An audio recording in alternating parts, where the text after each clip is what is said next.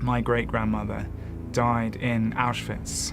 Her daughter, my great-aunt, was also in Auschwitz, and she actually survived. My great-uncle, who's still alive now, survived a different concentration camp. He weighed just 70 pounds as a grown man. It was because of them and their experiences during the war in the Holocaust that I knew that I was Jewish and couldn't imagine myself not being Jewish. My sense of Jewishness came much more from my heritage. Before I began following Jesus, my only interest in the Bible, I have to admit, was to use its pages to roll up cigarettes. We would go to synagogue, not very often, but for the high days and holy days. But then the next day we would eat bacon and we would enjoy it. And we didn't feel that we were doing anything particularly disobedient. That was just how we were as Jews. My father is quite a well-known politician in Britain, Michael Howard. For a while he was the leader of the Conservative Party and fought the 2005 general election against Tony Blair. People say that young people think they're immortal, invincible, and they're never going to die. But for me, it wasn't like that. I was very conscious of death. My thoughts would turn to the inevitability of death and how that made everything pointless. I knew that after I died, whenever I did die, I would just be completely forgotten.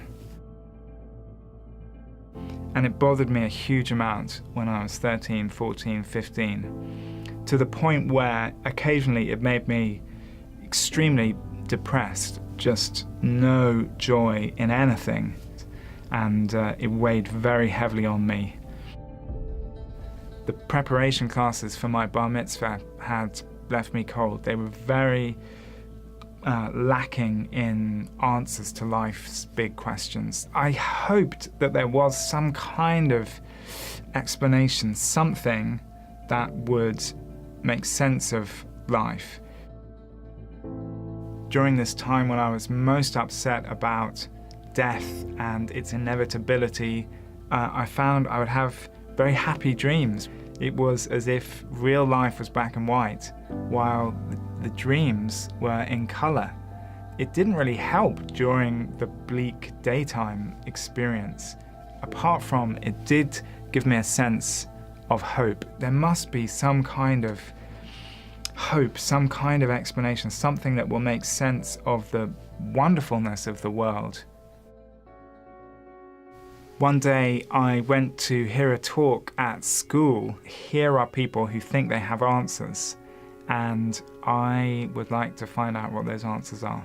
The speaker there quoted Jesus saying, "Just as Moses lifted up the snake in the desert, so the Son of Man must be lifted up, that anyone who believes in him may have eternal life."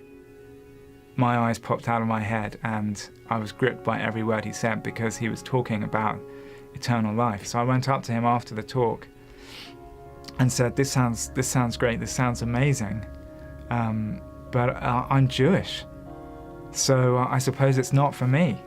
I couldn't see myself breaking with my Jewish heritage. He said, that's not a problem at all. Jesus was Jewish.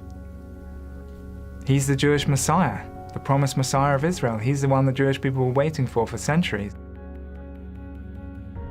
This problem of death and oblivion was solved when I began following Jesus and received eternal life.